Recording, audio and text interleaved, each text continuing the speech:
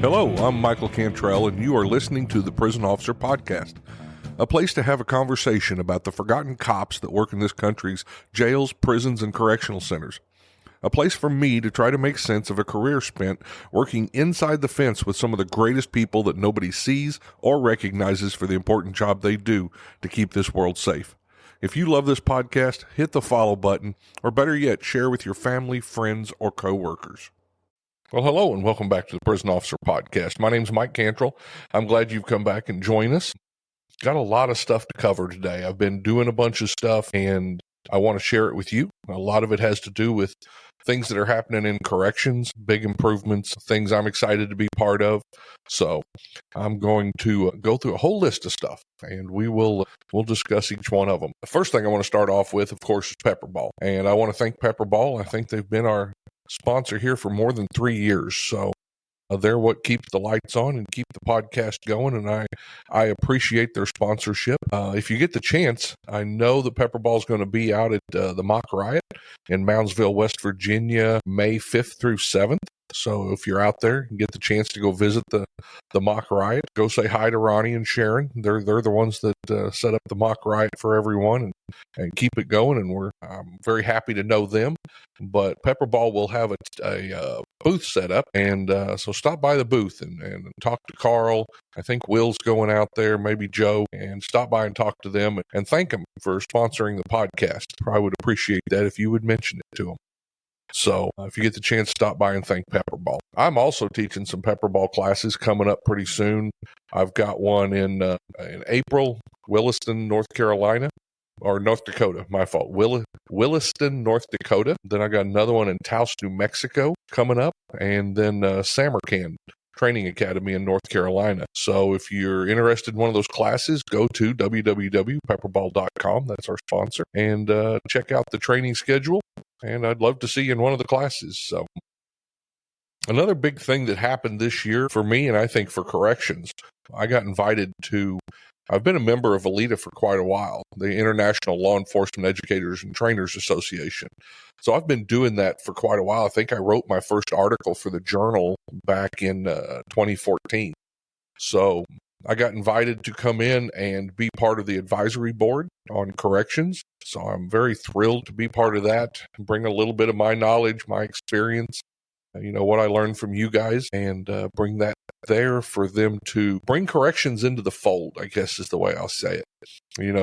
ILEETA is a great organization. It's been around for a long time, but their focus has kind of been law enforcement. They realize that corrections has kind of been off here to the side, and they want to bring them into the fold. And I guess what I'll say first is, the vendors and the classes that I saw, a large portion of those affect correctional trainers just as much as law enforcement trainers. So ILEETA is a good organization as it is. I'm not going to say ILEETA is getting improved by bringing corrections in. It's a great organization, but we just want to add some specific correctional stuff. But if Force Science Institute, that works whether you work in corrections or whether you're working in law enforcement, understanding use of force, the science behind use of force. And if you guys never looked them up, they're great. I got to sit through one of Von Klime's Graham versus Connor, A New Perspective, I think was the name of the class that I got to sit through. And it was wonderful. I absolutely learned a lot there. But classes like that at that level, and the instructors that I got to see while I was there, people I've heard about for a long time. So it was great to do that, be part of that. Part of what they asked us to do was to hold a panel on corrections and invite people in to discuss what ILEETA, to encourage more membership from corrections and more correctional people attending the conference. So myself, David McRoberts, who's a retired correctional captain from Wisconsin, and he works as a correctional consultant now. Works with companies that build hardened, fortified facilities for corrections. So he's got a lot of knowledge. Gary York was on the panel, and a lot of you know Gary York. He's been on a couple of our episodes. I've been on his podcast. He's an author, and he's also the host of True Prison Stories. So Gary was on there.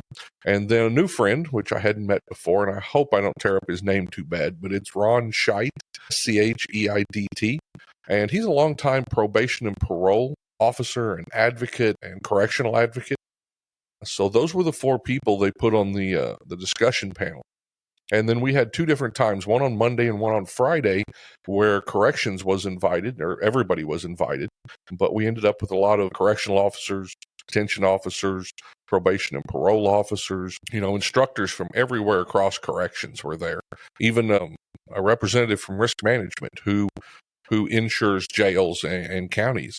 And that was very interesting to talk to him. But so we listened and we took notes, and we're planning on how we can improve the corrections portions of ILEETA next year. Of course, one of the things we came up with or asked about was what needs to be developed. And people were pretty much in agreement. There's a lot of stuff out there, duty to intervene, anything that has to do with retention, recruitment, that type of stuff, risk and liability management, use of force, Correctional Training Officer, which I'll talk about a little bit more about something there here in a minute.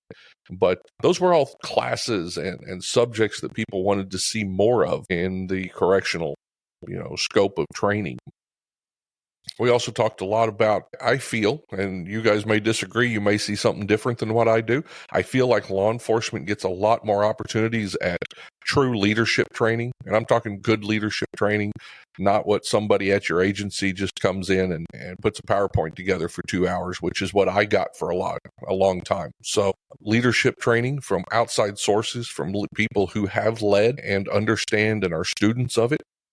So they talked about doing some of that with correction-specific leadership classes. So it was a good time. I enjoyed ILEETA. If you've never been there, now ILEETA is just not the conference. There's a whole bunch of resources. When you can go on ILEETA.org, I believe. I'll put the link in the show notes to make sure I get it right. But you can go to ILEETA, and there's resources there. You get the journal, the ILEETA journal, 4 times a year, and that is a great resource. It's written by some of the top trainers, Todd Fletcher, Miles Cook. There's just a ton of people that are out there in the training world who write articles for the ILEETA journal. I've written, I think, 4 or 5 myself. So it's a great resource. And then once a year, they have the ILEETA conference, and that's held in St. Louis at the Union Station. I think there were 120 vendors, and I heard from somebody that there were almost 700 participants. I don't know the number of classes, but what I really liked, and I didn't get to go to everything I wanted because I was teaching classes also, but one of the things that I liked was you can just go to any class you want. You just pick what you feel like you need, and the classrooms are open, except if there's certification. If you're getting a certification, you have to sign up for those ahead of time, and you have to meet the requirements of the class. But I know there's at least 100 classes there that are just open, and you can just go learn from some of the best. And if it's not what you want that day, you can get up and go to another class. But it was a really great format, and I enjoyed it. I went to several classes, as many as I could. I got to see the vendors. I spent a day helping work the booth with the guys at Command Presence. So we had a great time. I learned a lot, got to see a lot of what's out there. Some shooting systems. Of course, I knew Milo. I'd been around Milo, but there were some others out there, virtual reality type stuff that I found really cool. There's, radio controlled, like robots with cameras that were really neat. So there's a bunch of stuff out there that I had not seen at SHOT Show or that I hadn't seen at the Mock Riot. So check it out. Check out ILEETA. If you're a correctional trainer, you need to be part of it. You really do. It's going to give you access to some of the top trainers, firearms trainers, leadership trainers in the country. So I highly recommend it. And if you have any questions, shoot me an email and I'll help you with what I can. Next, I'd like to talk a little bit about Command Presence. It's one of the companies I work for that I teach classes for. And earlier this year, we sat down and we talked about developing a Correctional Training Officer program. Now, Command Presence has a field training officer program for law enforcement, and it is great. We're so busy with it, sometimes it's hard to keep up and keep the instructors, they're just going constantly to teach this. I got to sit through one 4 weeks ago, I think it was, down in Louisiana, and I truly enjoyed that, getting to see how they set up that FTO program, the way Command Presence is approaching it with a coach, train, and evaluate. We saw when I was young, when I was coming up through corrections, it was ran more like basic training, as opposed to having somebody come up and talk to you about what they expect out of you and then show you what they expect out of you, give you an opportunity to do it, right, and succeed at it, and then evaluate you.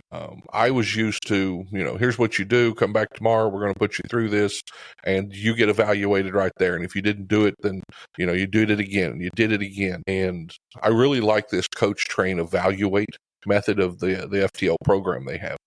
So that's something we've been working on. I'm happy to announce that July, we're going to have that out. And I've got a couple of classes coming out. If you're interested, we're going to have a class in August in Ingham County, Michigan. It's a brand new, that's going to be the first Correctional Training Officer program. It's a three-day class. So come up there. I'd love for you to be part of that class.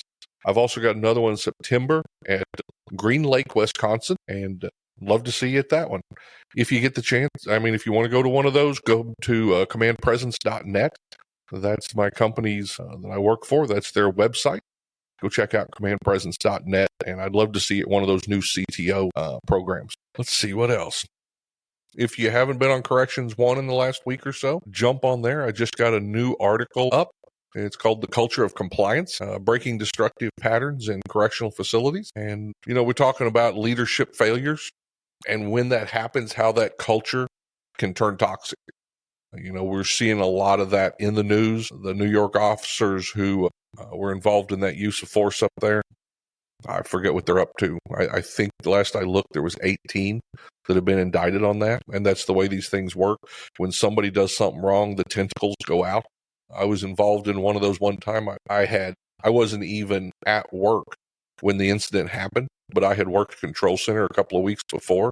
And so I was part of an investigation because of what someone else had done on a escorted trip to the hospital. And that's the bad thing. When one of our people does something wrong, there's tentacles that go out through there. And as part of the after actions, everybody's looking for blame. Everybody's looking to find out who made a mistake or who didn't do their job.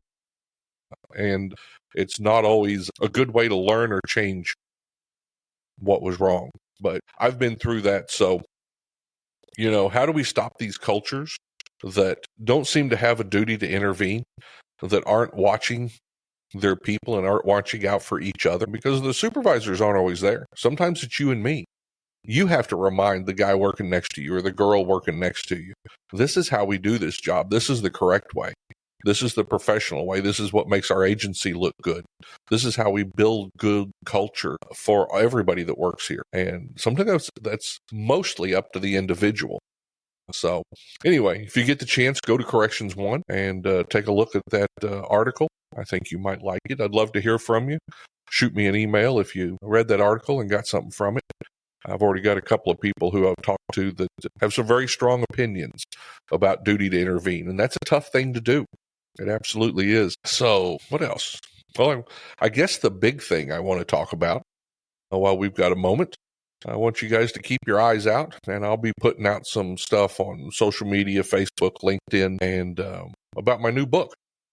So I've written a couple of books. You guys have seen those. I've talked about a couple of them on the podcast, but I'm really excited about the newest one. It's going to be called Power Skills, Emotional Intelligence and Soft Skills for Correctional Officers, First Responders, and beyond. And so why did I name it that way? Well, I got to sit through a class. I guess it's been almost a year ago. I sat through a class. Miles Cook gave that class, and he was talking about emotional intelligence. And I'm going to tell you the truth. I've sat through a bunch of classes and working for the DOC, working for the BOP, and most of the time they have, annual training. You got to sit through the plethora of mandated classes. And one of them they started putting in years ago was emotional intelligence.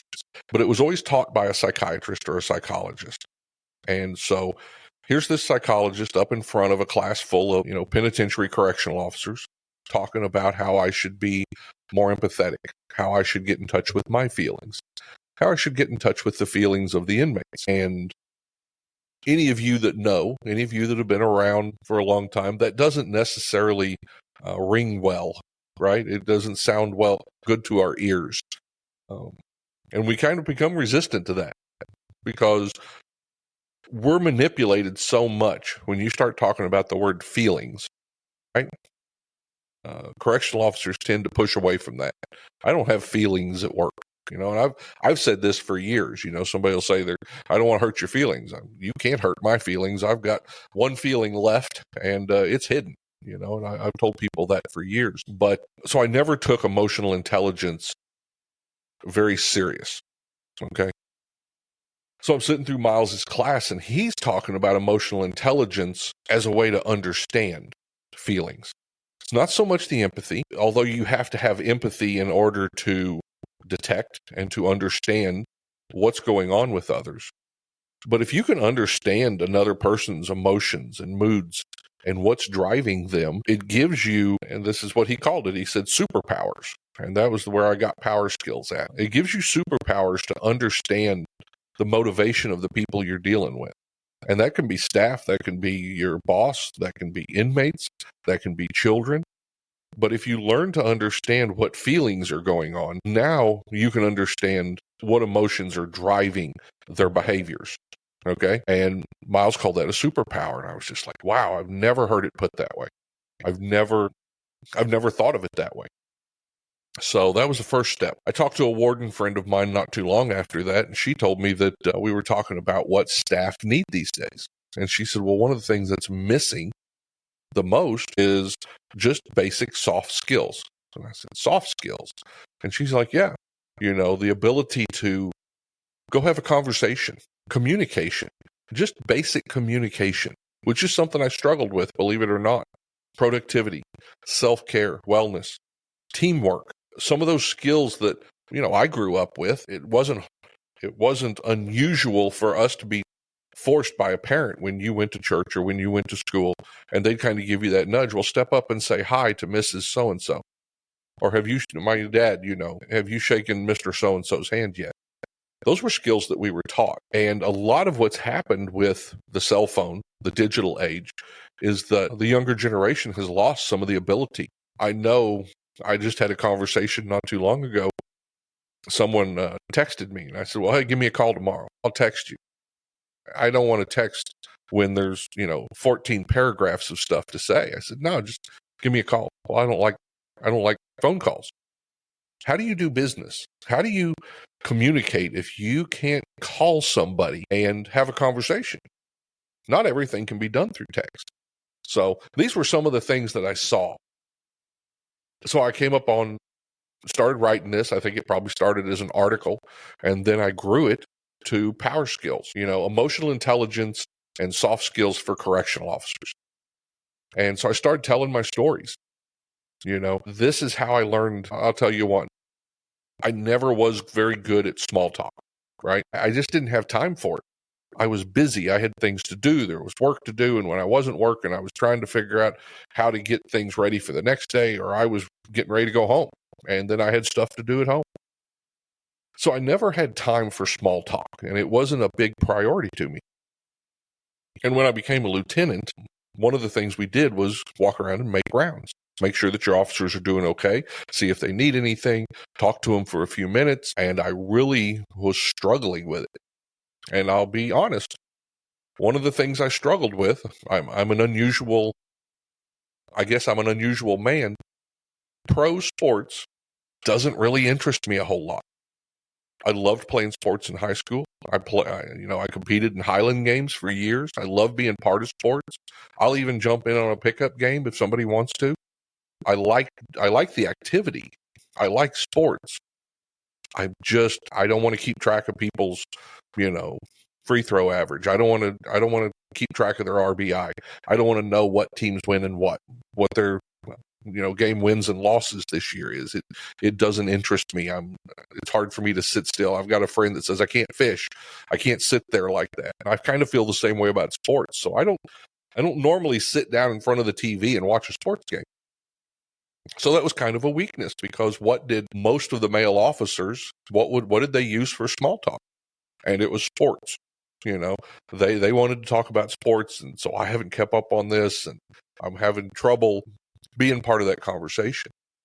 So becoming a new leader, one of the things I did, I had about a 20-minute drive to work, and I found an AM sports channel. And so one of the things I started doing on that 20-minute drive was every morning I tuned into that AM sports channel and listened to what they were talking about. And what that gave me was some small talk, right? Some small talk that I could, as I went through the day and I saw, hey, you need anything today? Everything going okay? How's family? And so won last night. I'm like, yeah, I heard that. They were playing so-and-so. And so I became better at small talk. So that's kind of some of the stuff, I learned. And that's what I put in here, how I overcame a lot of this stuff, how I learned. Some of it I didn't have to overcome.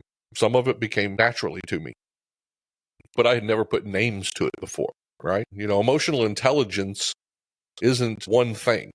Emotional intelligence is several things put together. And the first one is self-awareness. Before you can become emotionally intelligent about other people and what they're feeling and what they're thinking and why their behaviors are the way they are, you have to understand why you do all that. You have to stop and take some time to become aware. What makes me tick? Why do I get up in the morning? Are my actions driving me forward? What desires do I have? What motivations do I have? And once you understand that about yourself, you learn to understand your own actions. So, that's one part of emotional intelligence. Another one is self-management, learning how to control, one thing I talk about is learning how to respond instead of react. I talk about the conversational thermostat, understanding the conversation, and as conversations go up in temperature, right, being able to change that, being able to respond and not add more fuel to the fire. And as well as I do, if you've worked in a prison, that's what inmates try. They're on that door. They're trying to get you to trying to push your button, trying to get just the littlest bit of reaction out of you. Because if they can get that reaction out of you, they've overcome your ability to manage yourself, right? So self-management's part of emotional intelligence. Social awareness is part of emotional intelligence. What's social awareness? It's about looking inward and looking outward to understand and appreciate the feelings of others, the motivations of others. And sometimes it's not just motivations. Social awareness, you ever drive down the road and there's the old lady going to church in front of you and she's 15 miles an hour under the speed limit and you're just fuming? I don't know if everybody does this. I do. It drives me nuts. I can't stand driving 1 mile an hour under the speed limit. But social awareness is understanding that that person's not doing that towards you. That person may have trouble hearing, seeing, their motor skills, they're older, that type of stuff. Pregnant lady gets on a bus or an airplane, get up and give her your seat. That's being socially aware to what someone else is going through. So that's another thing we talk about with emotional awareness. And then the last one is social management. And I actually talk about social relationships. How do you like that word when you're working in prison? You like the word relationships? Do you have relationships with inmates? I'm going to challenge you and say that you do. And being aware that there is a relationship there. And all people, all humans, like it or not, even if you're the biggest, toughest, oldest, nastiest, crabbiest correctional officer sitting in the back of the SEG unit, you have emotions, you have feelings. Understanding that everybody has those and how to manage them, how to manage theirs, how to manage yours, is what makes you a good leader. And like it or not, everybody needs to be a leader. Every correctional officer, you've heard me talk about it on here, every correctional officer is a leader. If you don't understand that there are feelings out there, if you don't understand your feelings and their feelings, you're not going to be able to influence the people you work with. And I'm not talking about influencing them to get them to buy, you're not selling Amway here, but influencing them to work together as a team, to collaborate towards the same goal. And sometimes that same goal is nothing more than feeding trays on a SEG unit today and getting done by 1:30 so that we can work on another project, right? Sometimes that's all it is. But if you don't understand people's motivations and be able to recognize those emotions, you're not going to have any influence with them. So that's some of the stuff we talk about, or I talk about. I talk about in the new book. I also go into leadership, absolutely.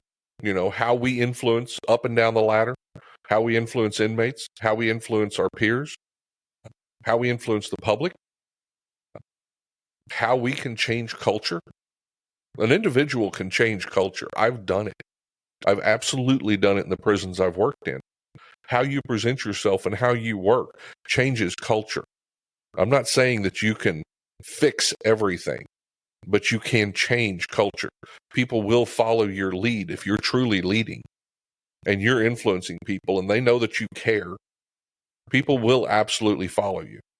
And you can change the culture. You can make it better on the shift, on the team, in the SEG unit, whatever it is you're working in booking, right? Another thing we talk about is communication. And when I talk about communication, it's not just you and I having a conversation. There's so many ways to communicate these days. Sorry. Texting. Is texting communication? Do we text as part of our jobs? Some of us do. Absolutely. What about phone calls? Is that communication? It is. What about emails? Do you guys take the time to send good emails? That's a big part of our communication these days. And people they throw emails out there like they're texts. And I don't think we should do either one that way. If you're a professional and you're trying to set the example and you're trying to set culture at your institution, your agency, your jail, your prison, how you communicate matters. If you're using the letter U to say YOU, that says something about you and your professionalism when people are getting those emails.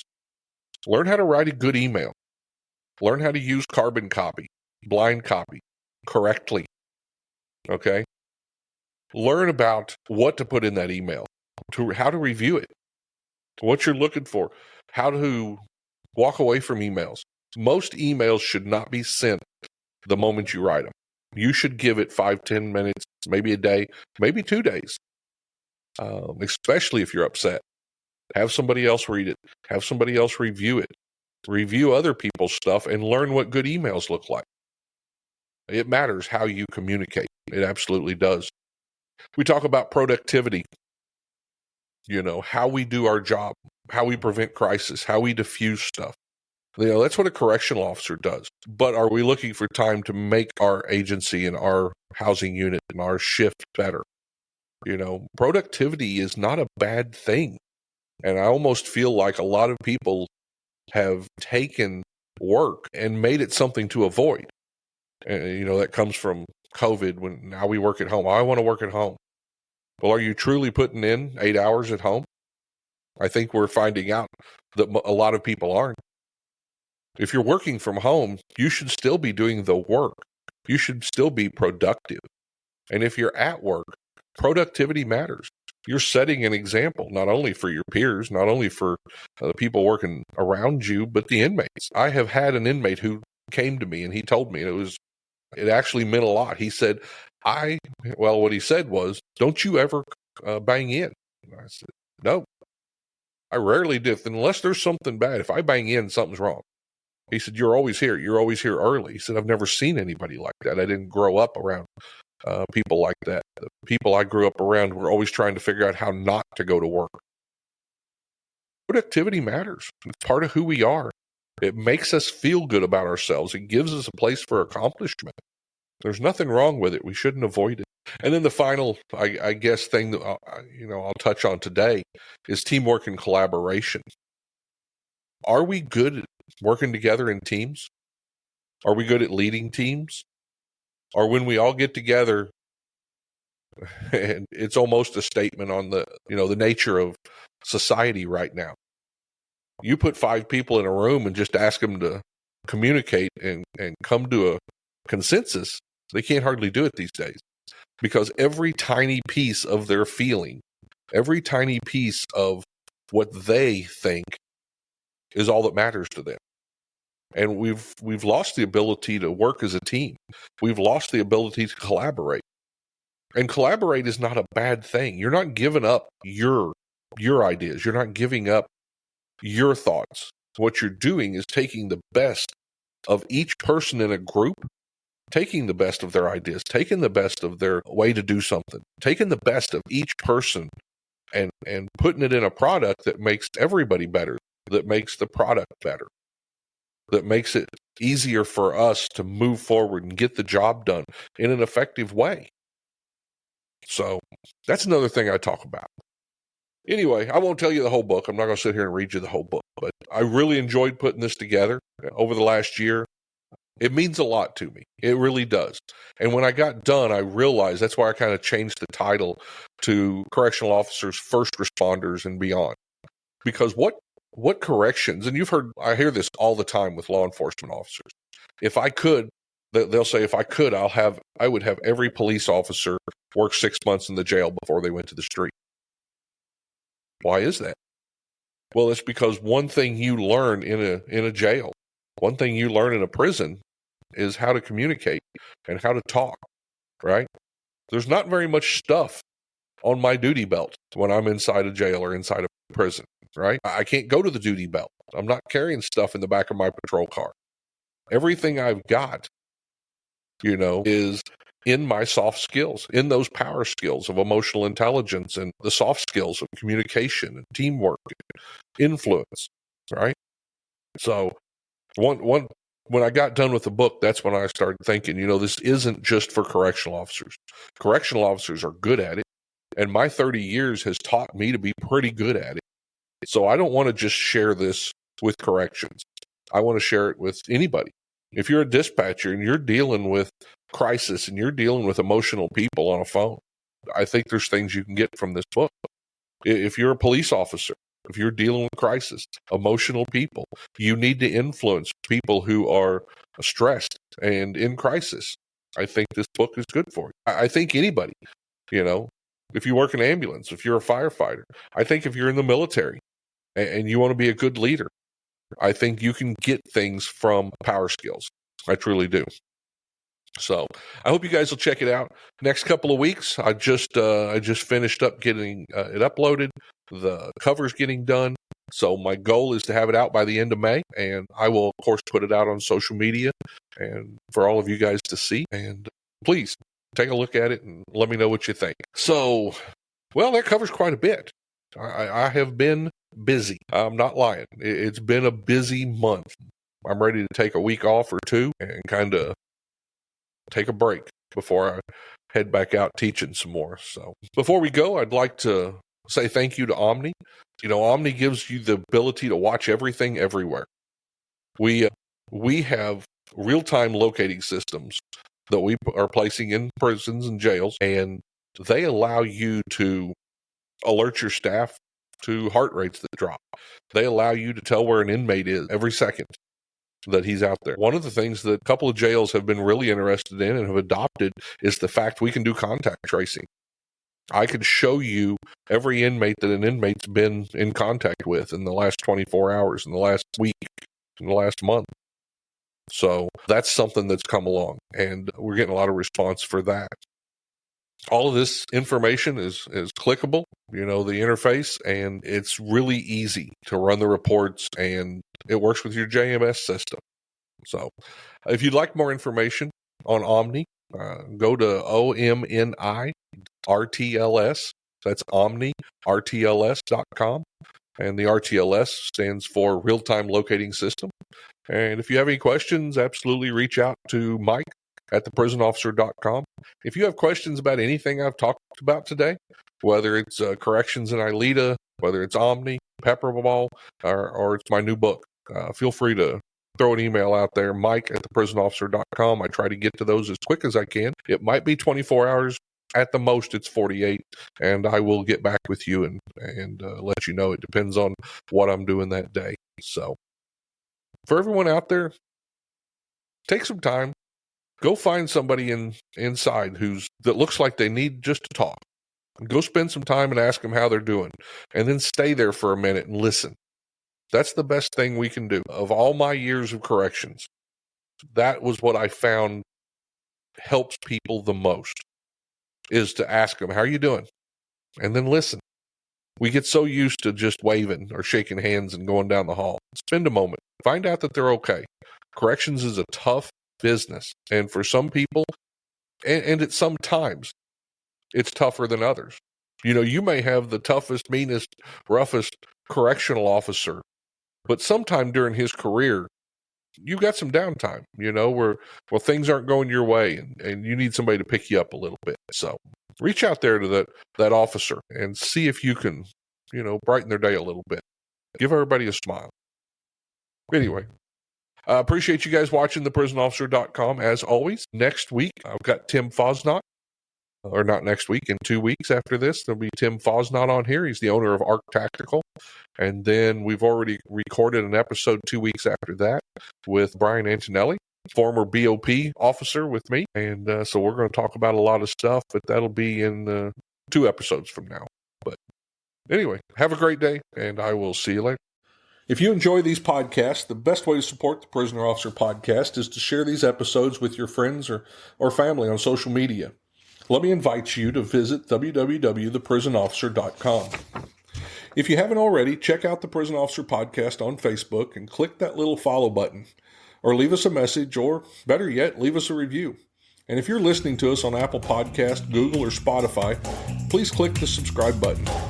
Till next time, I'm Mike Cantrell. Watch your back, and please take care of each other out there behind those walls.